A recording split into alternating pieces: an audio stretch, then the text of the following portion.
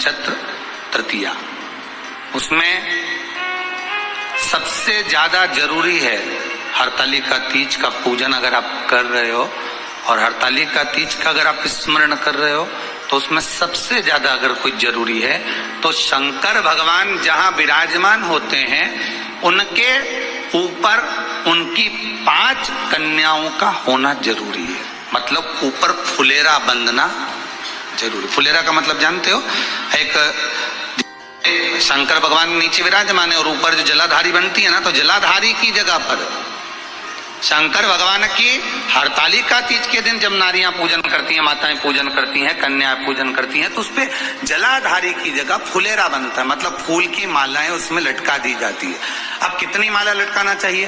प्रयास करना चाहिए कम से कम 5 माला उसमें होना जरूरी है, और 5 से ज्यादा भी लटकाओगे चलेगा, पर 5 से कम नहीं होना चाहिए फुलेरा। 5 कौन कौन है ये? जया, विषहरा, सामरीवारी, दौतली, देव।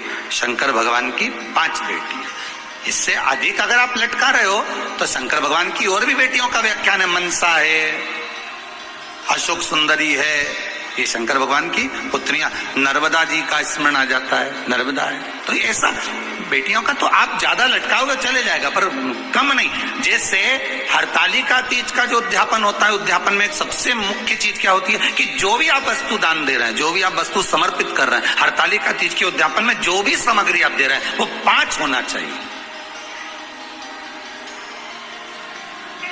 जैसे फुलेरा का वर्णन किया कि फुलेरा 5 माला से ज्यादा होगा चलेगा, पर 5 से कम नहीं,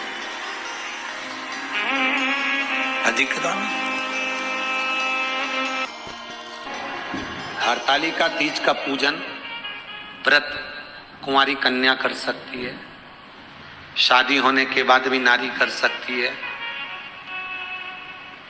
हरतालिका तीज का जो व्रत का उद्यापन करते हैं उसमें 5 चीज रखते हैं ना। 5 कपड़े स्त्री के, 5 कपड़े पुरुष के, 5 तरह का अनाज, 5 तरह का फलहार, 5 तरह का फल।